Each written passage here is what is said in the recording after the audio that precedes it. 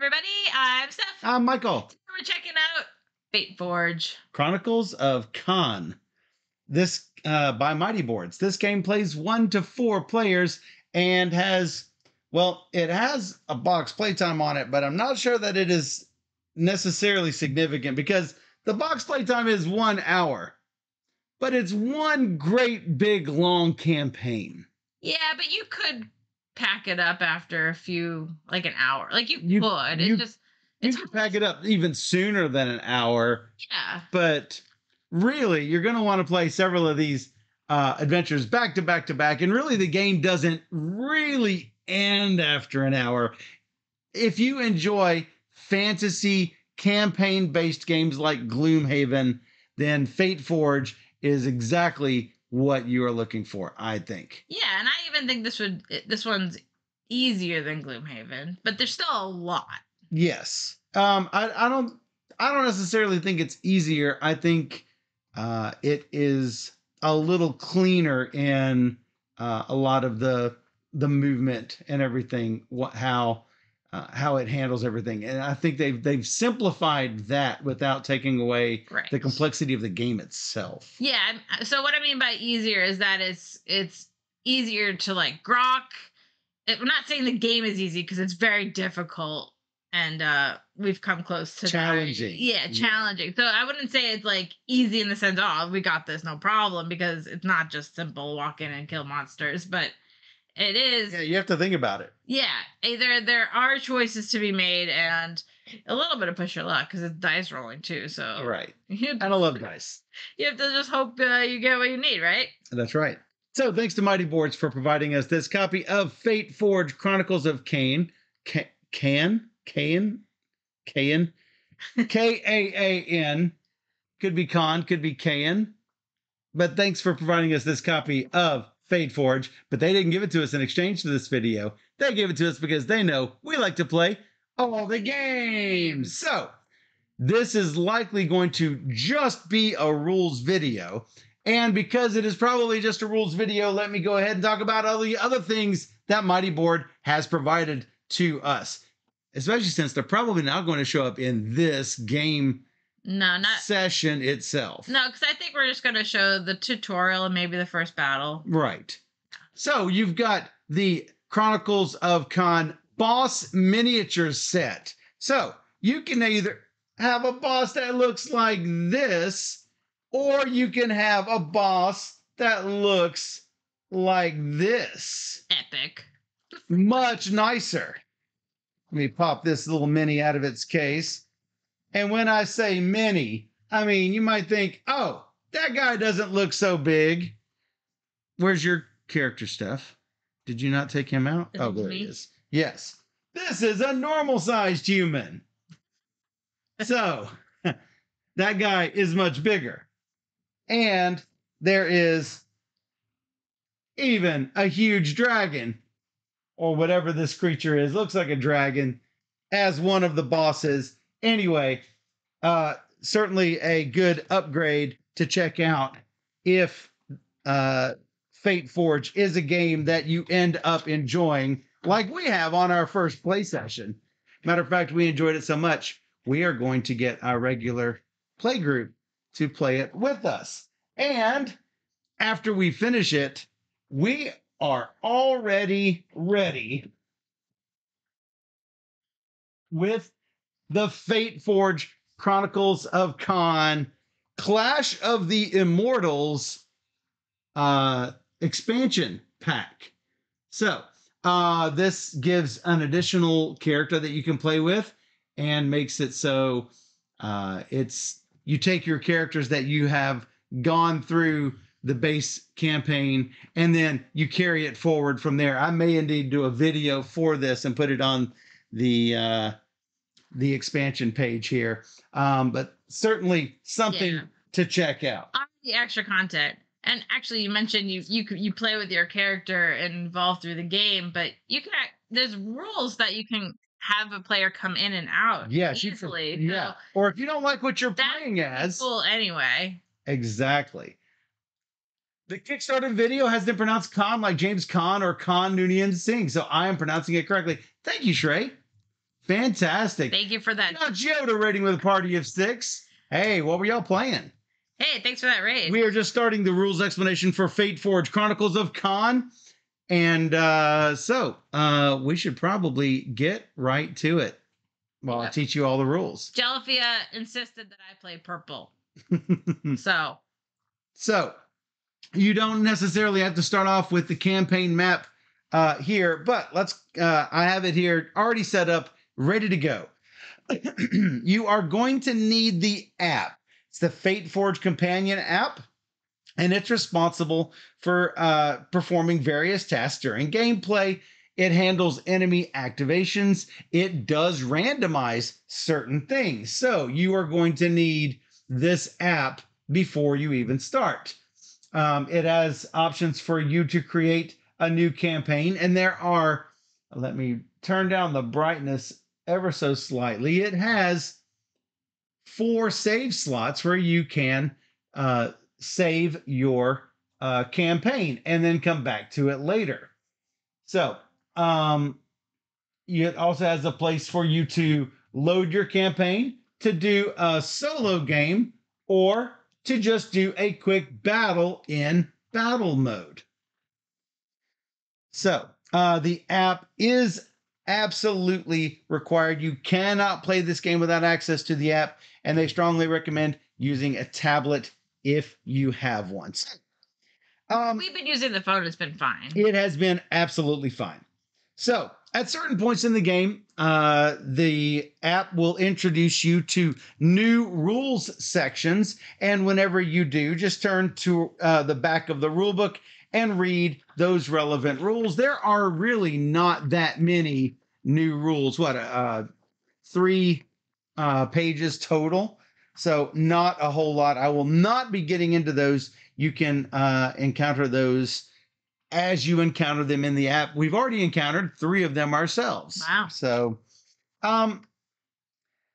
you are going to take on the role of one of the champions of Undesoin, the primeval forest. You'll be sent on a quest to the city of Easafir, which is the capital of the Cartasol Empire, and you're going to interact with many different characters. Now, be advised, the decisions that you make will absolutely change the way that the characters interact with you. If you're a troublemaker, the city guard will recognize who you are. Your reputation will go down. You want to make sure to be on good terms with everyone. If you go to some merchant's cart, and then, I'm not saying that you can do this, but let's say in other games that I have played, if you steal from a merchant, then you should not expect that they will sell to you in the future.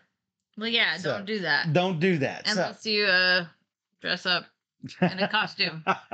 There are 3 types of scenes in this game. You'll have story scenes where you're going to proceed through the narrative of the adventure.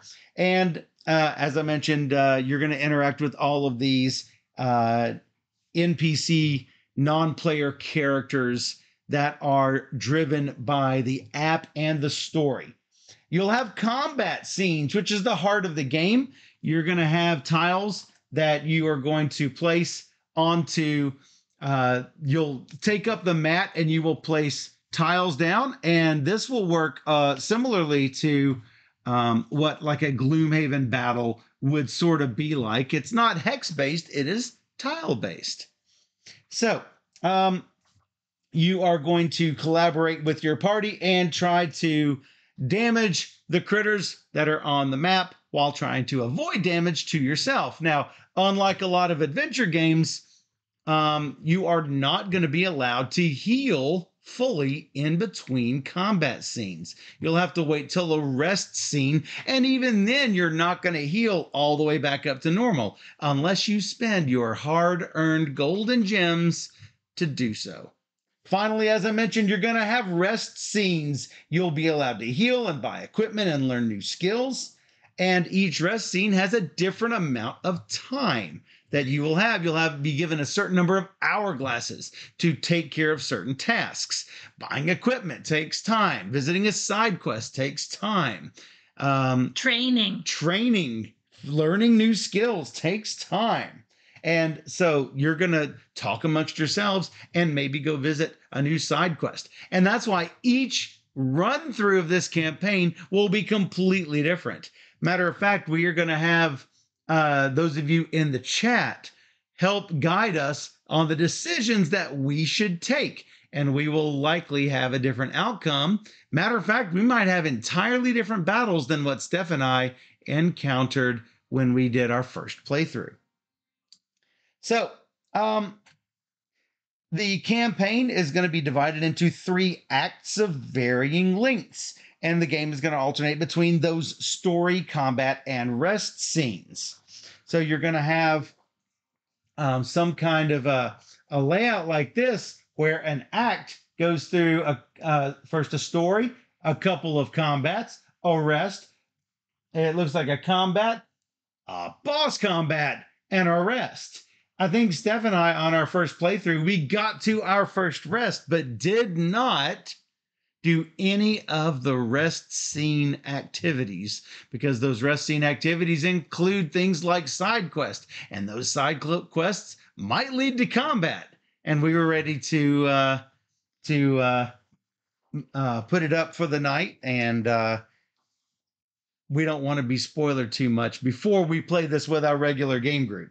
So, there is a first time setup that you are going to want to take care of before you run through your first adventure. And that lets you know what comes in each of the hero boxes, how many health and energy tokens to give to each of the characters, how many combat dice to give to each character, all of the different player order tiles and skill cards, and how to separate everything out, how to set up what's called your unlock box, and all of your combat tokens and cubes and map tiles. And then if you have the deluxe edition like we do, it tells you how to put all that stuff back into the box, which is super helpful. Yeah. Yeah, I guess I should have mentioned this is indeed the deluxe edition. So what you see here is all deluxeified. It's nice. So, you get your little character box with everything in it, so you don't have to worry. Yep. See, it's everything that you need to carry from one story to the next can be stored right in this box. Now, as far as I know, there's not an easy mechanism to keep campaign 1's character separate from campaign 2's character. Then again, we have not played 2 separate campaigns yet. Maybe we'll find out after tonight, because we are playing new characters. I know, this is a new character. So. Yes. We played the mercenary and the forest guard when you and I played, Steph, which are our traditional colors of red and blue, as we do. Right. You're the fighter, as you always are. But now, hey, I'm the shaman and you're the nobleman. But I'm a master fencer, which is kind of a fighter. That is kind of a fighter. So before you start playing, you should, as they say, read through the rule book. Hey, that's what you've got me for, right? I will try to blast through the rules as quickly as possible without leaving out anything. If you're going to play solo mode, you need to click solo mode in the app. It will change gameplay somewhat. So you're going to take your hero board. You're going to put all of your energy and health tokens up in this top box over here. As you lose that health and energy, you will move those tokens down to this bottom area. And the bottom area is basically, you don't have access to those anymore. Each character has one starting trait up in the upper corner. For example, you see that this forest guard starts off with perception. So there may be checks that I will have to handle with perception. And that is going to help me out on the encounters that require perception. My shaman's got insight. You've got persuasion because you look like Pedro Pascal. That's right. I'm Oberon. You will need to take your 2 starting skills. They have the S in the corner. All of the other ones should have an I or a 1 in the corner, meaning that is your level 1 skills. These are your starting skills. You start off with those available at the top of your board. You've got 4 backpack slots. You'll notice that you've got 1 slot for clothing or a backpack item, and then you've got 3 other backpack slots here, here, and here. You've got space for your primary weapon and your secondary weapon. If you have a cumbersome weapon, it's going to take up both of your weapon slots. Also, you'll notice that the marksman, the forest guard here, is going to start off with 3 blue dice and a green die. This is not going to be the same for every character. Steph's got 2 red dice, a yellow die, and a blue die. Each of those dice have different faces. No matter what dice you have or even how many dice you have, you're only ever going to roll a maximum of 4 dice in a combat round, unless a card or an effect says otherwise. Obviously, red dice deal with melee combat. Any of the green dice, they represent your intelligence. Blue dice is your skill at ranged combat. Yellow dice deals with things related to speed.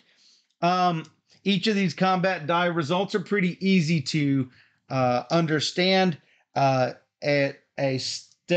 boot icon is to step. You move to an adjacent zone. Now, a zone in FateForge is when you're moving from one tile to another. Each tile is one zone. So you don't have to worry about which hex is someone in. Anything that is in a tile is basically in all parts of that tile. You're not having to deal with line of sight considerations or anything like that. You've got your sword icon, which is hit. You deal 1 damage to an enemy in the same zone. Or if you've got, let me see one of your red dice here, Steph. This is a skill hit. That counts as a normal sword result unless you have a skill or an item or an effect that says, hey, you're going to get more damage if you do a skill hit. Similarly, the blue dice have the ability to do ranged combat. So this is a shot where you deal 1 damage to an enemy in an adjacent zone.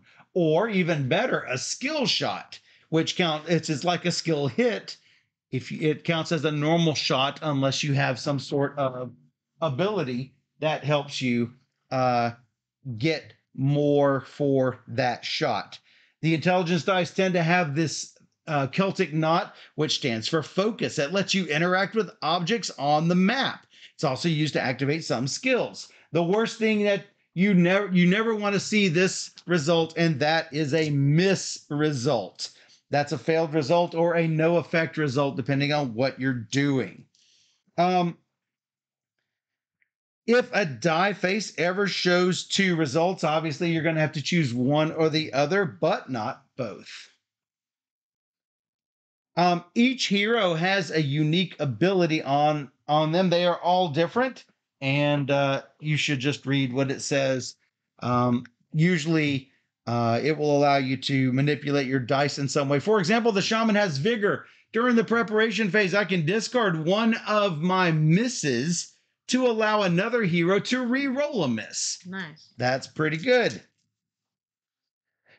If you see a re-roll icon on one of your skill cards, then that means that you can re-roll a die during the preparation phase of a combat round. Anytime that an effect lets you re-roll a die, that die can only be rolled once, but you can stack multiple abilities to have multiple re-rolls of that same die or dice. So, as I mentioned, as you lose your energy and health, you're going to move things down into the exhausted box. Once you no longer have health tokens, you are KO'd, and you can no longer participate in the combat scene. If you've spent all of your energy, you're not KO'd, but you can no longer activate anything that requires energy. If you suffer energy from an effect, but you don't have any energy left, you're going to take a health damage instead. There's no limit to the number of skill cards that you can have. However, only up to 6 of them can be active. That's no problem at the start because currently we each have 2, but eventually that will be an issue. You'll notice that each of the skills has a little gem up at the top. This gem is the amount of gold that it costs to buy this card. Fortunately, we already have access to this card. We assume that maybe we're able to get rid of this for some amount of gold. Or discount towards a better. I'm not quite sure because we've not gotten to that yet. Yeah, we don't know. Why does this starting card have a gold cost on it? Exactly. Each of these skills has a little effect up here in the corner. You see this says an X1. That means you can use this once a combat round. If this had an X1 and a flip icon, that would mean it's a single use. See if any of yours have that, Steph. No, yours does not. Oh, here's one that has it. This is, you can use it once and then flip it over. That can be used once per combat scene. Flip it back over after that combat scene is complete, and you can use it in the next combat scene. Finally, there are passive abilities which have the infinity symbol on it, and those can be used any number of times per combat round. So, anytime you have white icons like this and an arrow, then if you have these dice results, then you can do the thing that's on the right. Sometimes results can be turned into other die results like this. So, for instance, I can change one of my focuses to focus icons to hit, or a hit to a focus. So that's sort of useful. If you ever have a brown icon, then that means that it is an action that you must be able to perform. For instance, there is one of the, what is your, you were a mercenary, Steph? I was. The mercenary has an ability that if she spends a focus and a boot icon, it will let her move and then attack. However, she has to be able to do both the move and the attack. Notice that this does not give her dice icons. This gives her actions. So that is the difference between having white square icons turn into white square icons. This acts just as if it were another die. So I'm transferring one symbol to another. This is actually a result, an action, not a die result. If you can't if you can't charge into the room and have something to hit, you can't do either of those. You can't charge without hitting. You can't hit without charging. So, there are also items, as I mentioned. You've got your weapons and your clothing and your backpack items. You can't trade your skills around, but you can trade items around. However, you can't trade items during a combat scene or during a test. So if Steph decides to take a test for something in a story-based mode, and she is presented with a test, I can't say, "Oh, here, use my bracelet on this." Nope, that test has already started. I needed to have equipped her with that before we even encountered that element of the story. And just like skills, items will have a cost up in the corner, and you'll see how much gold each of those costs. Sometimes, if it's a weapon, you will be granted a combat die, either a melee or a ranged combat die. Now remember, you can only ever roll 4 dice each round. So, some of the equipment cards will have the keyword charged on them. Those cards can be used twice before you have to discard them. So, on some armor and some creatures, there's like a little samurai helmet icon with a number on it. And that number is how much damage that armor can take before the creature or person will take any damage before it becomes depleted. So anytime you see a critter with an armor icon, you're going to need these black cubes. You're going to put black cubes on top of them, and those will consume damage that you are doing to the creature, or if a creature does that to your armor. There's also icons. Sometimes a creature will shield up and will be able to, it's called a block token. Heroes can also use these. Sometimes block tokens will prevent one damage, but only for that combat round. So, the combat map will, if you will hand me those, Steph. When you set up the combat map, you are going to have a start location, and you are going to have one or more exit tokens. Let me see if I can find some exit tokens here. So you've got pieces on the floor here. You've got exit A here, and for instance, exit B here. Now, if exit A is guarded by a NPC creature of some sort, you're going to put that token right into that slot. And you're going to have to defeat that guy before you can use exit A.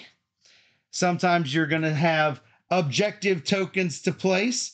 And they are similar to the exits in that you have to make sure that if that objective is guarded, that you remove the guard before you can do anything with that objective, like so.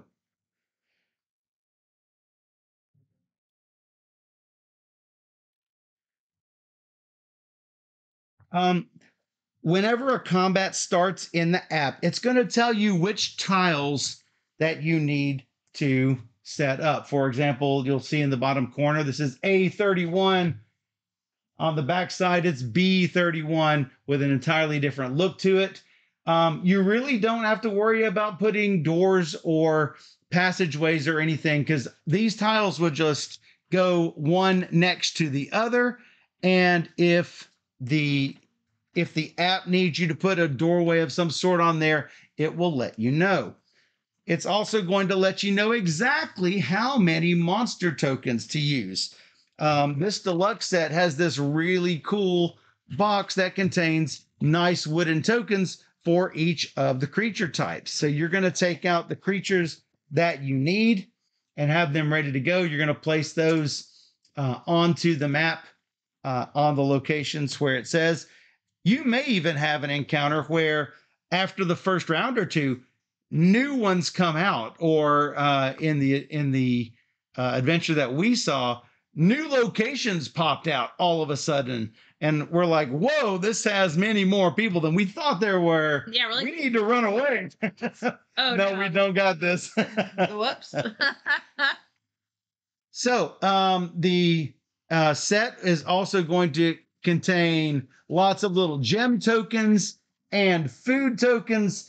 Any of these that you find, it's going to go in your party bag, which is this cardboard card right here. Any of those things, you're just going to pile onto here and use them usually during the rest time in order to heal up or to buy stuff. Whenever enemies take damage, you're going to put little red cubes on them. However, here's the thing. Let's say that a creature can take 3 damage and you only do 1 or 2 damage to them in a round.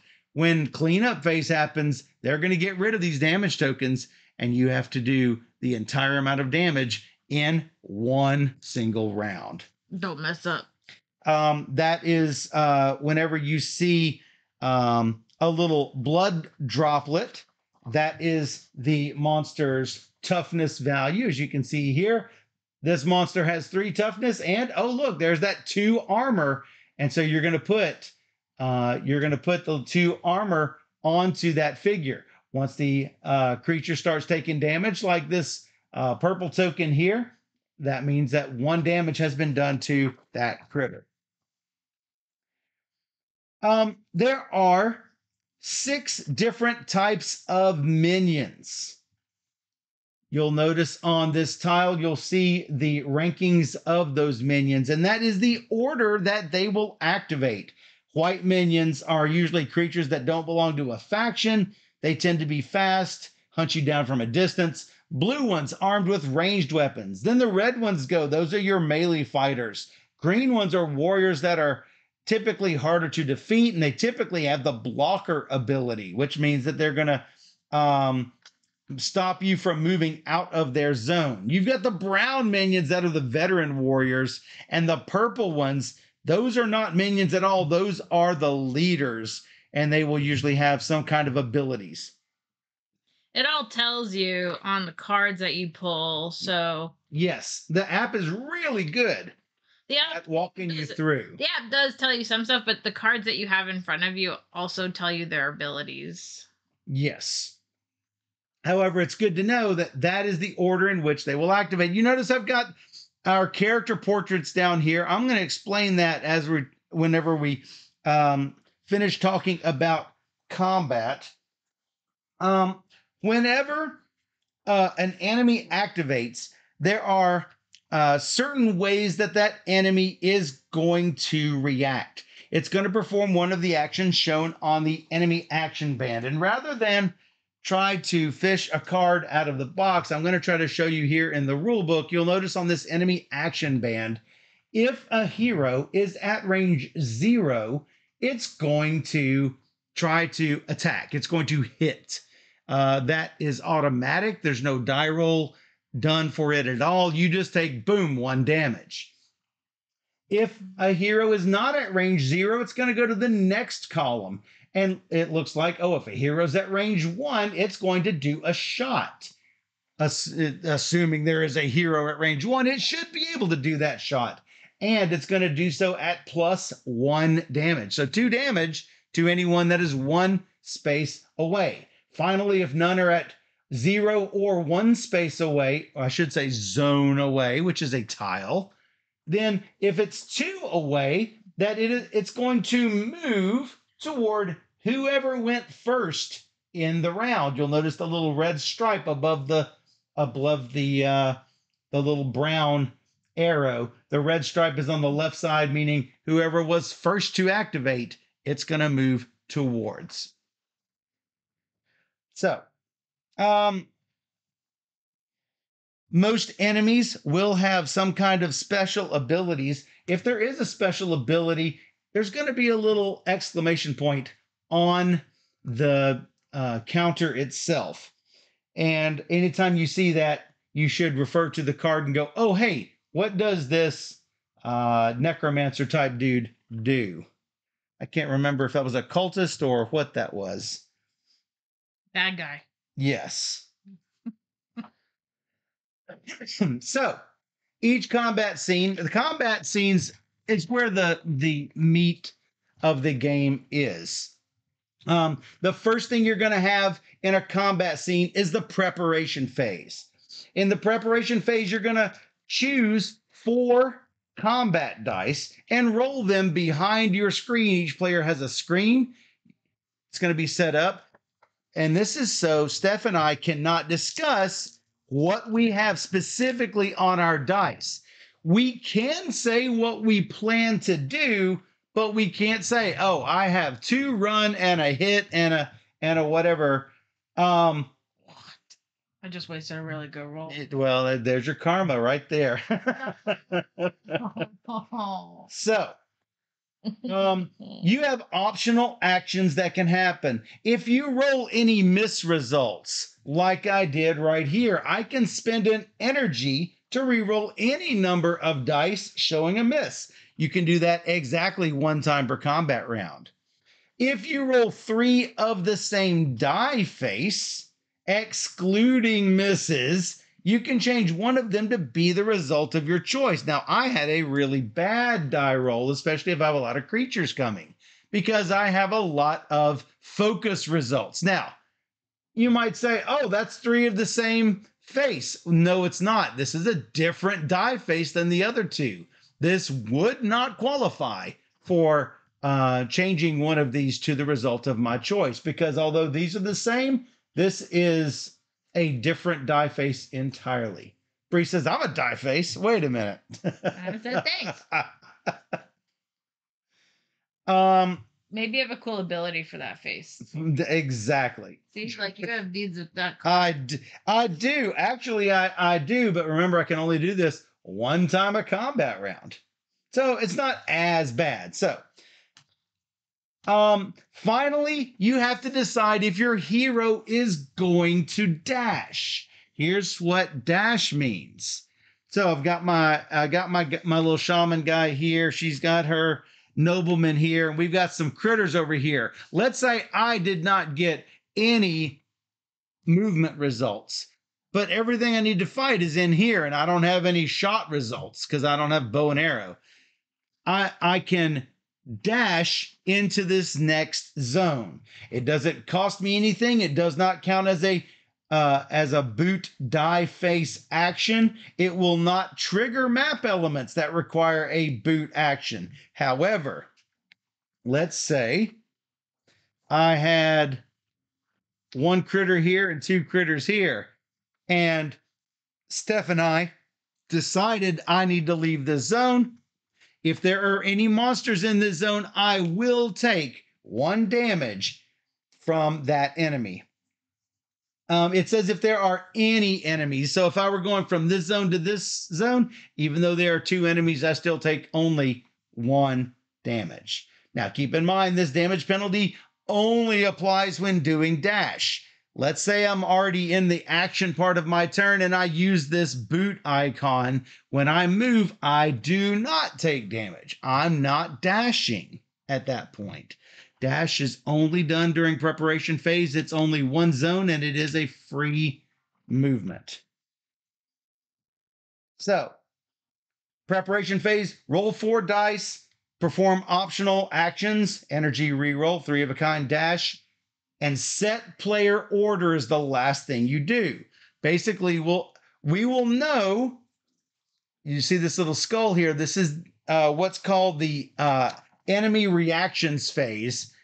We'll know whether this comes first, in the middle, or after everybody has gone, and we might say, Steph, I think I should go first, then the enemy reactions is going to happen, and then you should go after.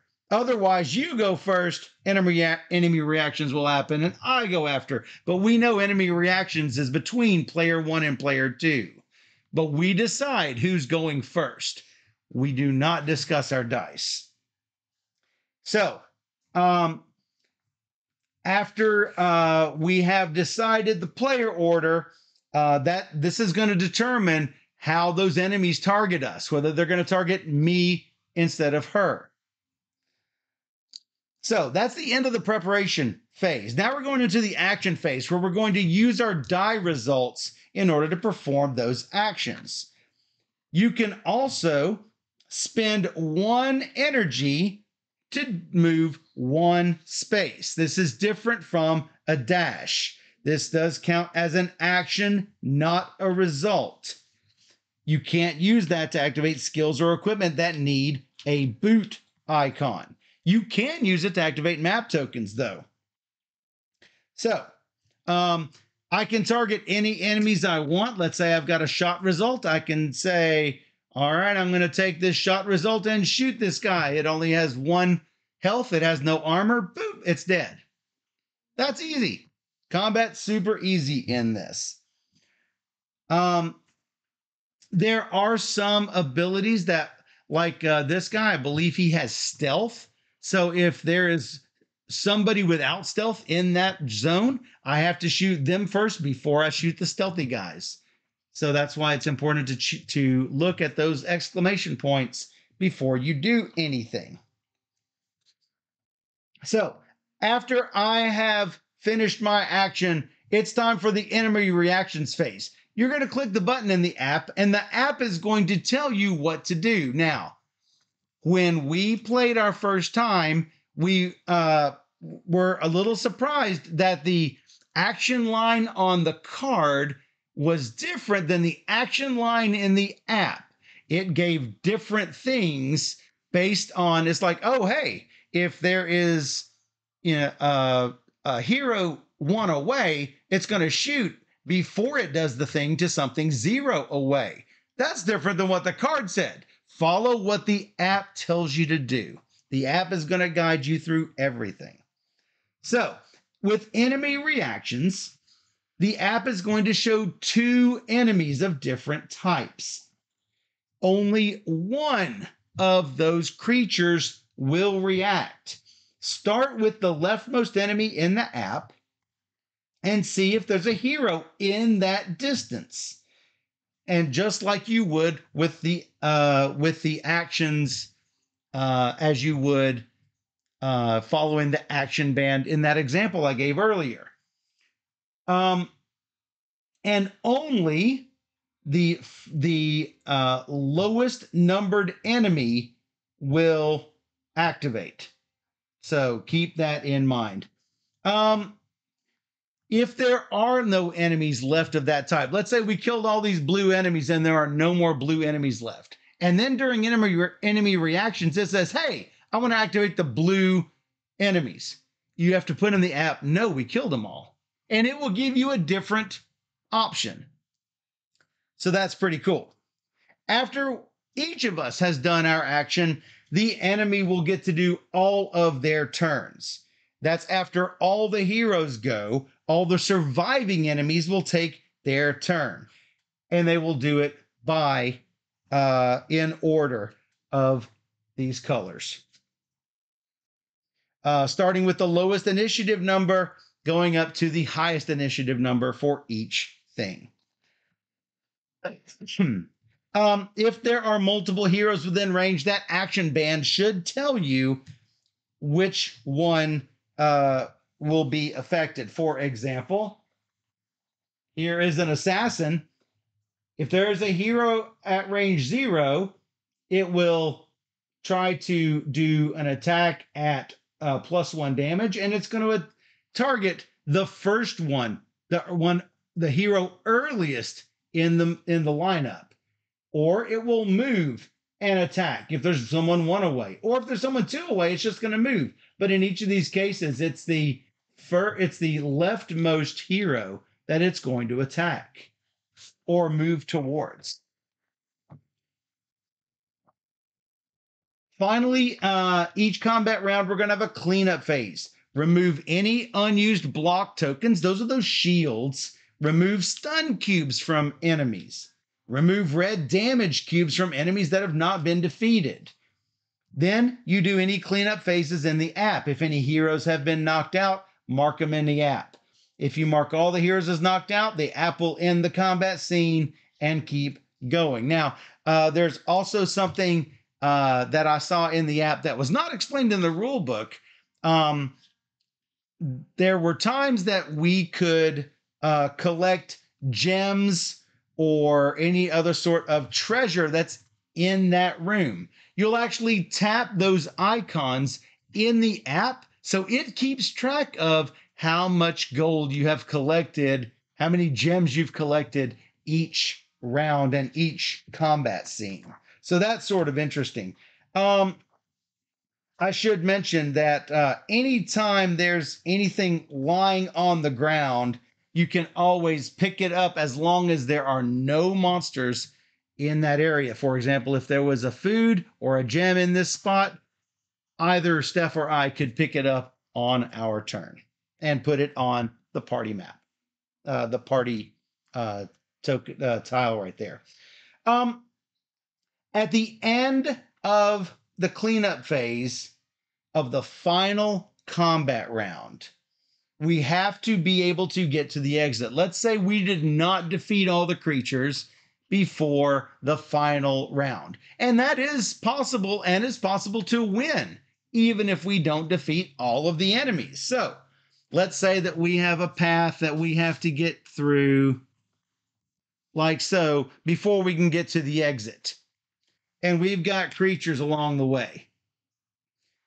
What we have to do is we have to be able to trace a path to the exit. And we're going to suffer 1 damage for every zone that has a creature in it, even if it contains any number of enemies. So I would take 1, 2 damage before getting to the exit.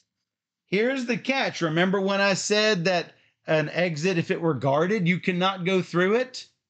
That's true in this situation. You want to make sure that that exit that you are tracing a path to is unguarded. So, if you complete all your objectives before the final combat round, you still have to handle all of the combat rounds that the app specifies before it will end.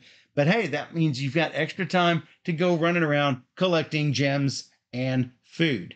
But regardless of whether you end the combat scene in success or failure, you're going to recover 1 health and 1 energy. If you were KO'd, you are going to take what's called a corruption card. We don't know what those are yet because we have not received one. The one here in the rulebook says Whispering Voices. When you take a test, roll an additional die. You must also score a success on this die to succeed in the test. So that is, it's basically, you have to roll an extra die and you have to succeed on it, period. So it makes it harder with whatever you do. And since you were knocked out, you're going to recover 2 health and 2 energy, but you're also still not great. You're also corrupt. Oh no. Yeah, that's not good. If one hero, well, let's get to that here in a second. If you want to reset the single use skills at the end of the combat, not the end of the combat round, the end of the full combat. If there's any hero that was knocked out during a combat scene, like let's say we're still fighting and I get knocked out, then any hero can revive a KO'd hero by moving to the same space, spending 2 of any kind of dice face. Except misses, I suppose. Except misses. And suffering 1 health and 1 energy. If they do, the hero immediately recovers 2 health. But here's the catch. They draw a corruption card. It takes effect immediately. No. Oh, yes.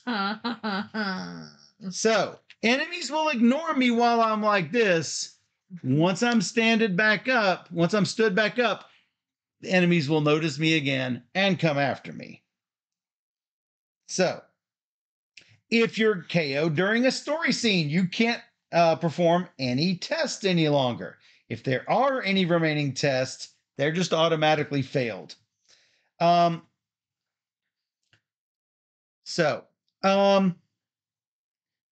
Eventually, you're going to come upon a situation where, let's say that this is the only exit that's guarded and we've reached the end of our combat rounds. We can play an additional combat round.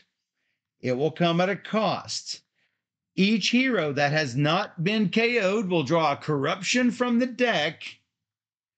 Then those heroes will play 1 more combat round. If any hero has 4 or more corruption cards, nobody in the party can choose to play an extra combat round.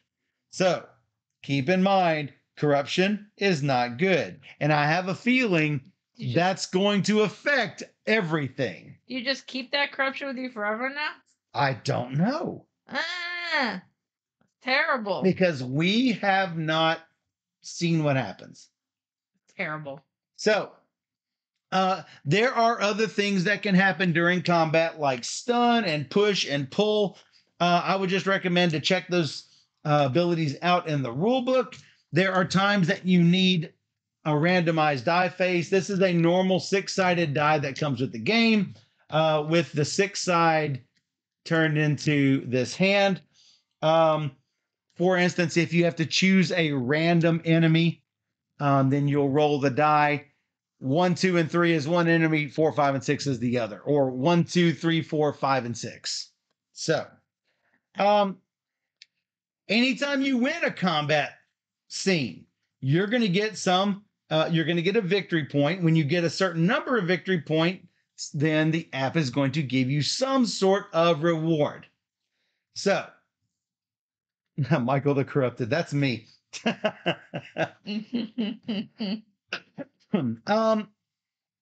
As I mentioned before, the story scenes are really cool. Sometimes you're going to have to roll to do easy tests. There are special dice. If you will get those out, Steph. We have not had to use these before. But there are situations in the game that require you to do tests. This is a miss. This is a success. This is a success only if you have a trait of the type it needs. So although this looks even better, this matches the trait symbol on your character sheet. The app will also track our hero's reputation, our reputation with various factions in Eosphere. So, like I mentioned, don't be bad to the population, and they will probably not be mad at you, unless they're meanies, and that will probably be negative again with them. Anytime you're moving on the big map, this is the party symbol, the party miniature. You're going to place this starting off in location 1 and moving from there. You're also going to collect story cards throughout your adventure. Like, for instance, we may hear stories of a treasure that is located in some location. We will get a story card that will actually say, there's a treasure somewhere in the southeast of Eosphere. And that's something that we might have to go, that we want to go check out. So, and you're going to keep those story cards to help you remember, oh, hey, I've got to deal with that at some point. As I mentioned before, for rest scenes, you're going to be given a number of time tokens. They look like little hourglasses, and that will allow you to move around and do certain things, like do little side quests or train or heal. When you heal, you're going to recover 2 heart for every 1 gold spent. Let's say Steph and I are down, I'm down 3 health and Steph is down 5 health. We can heal that up with 4 gold.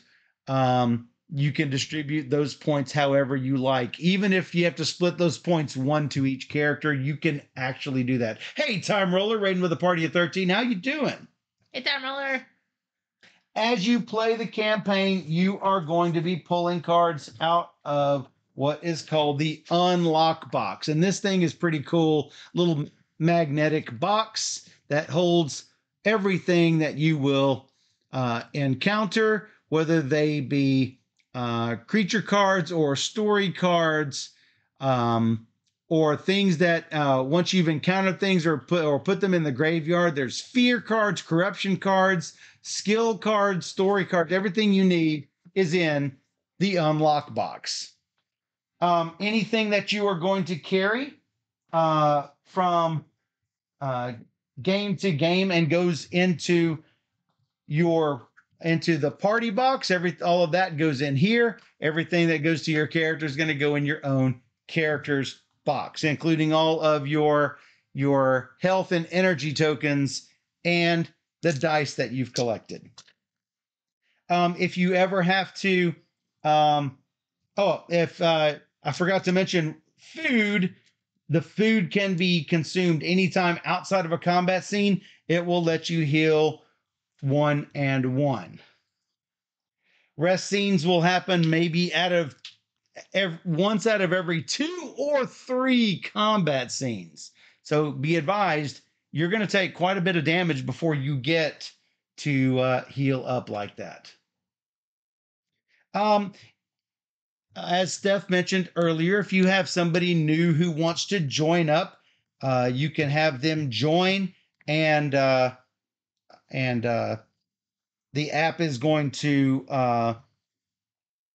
let you join new heroes into the game. Or if you don't like the character you're playing, you could swap heroes with other ones.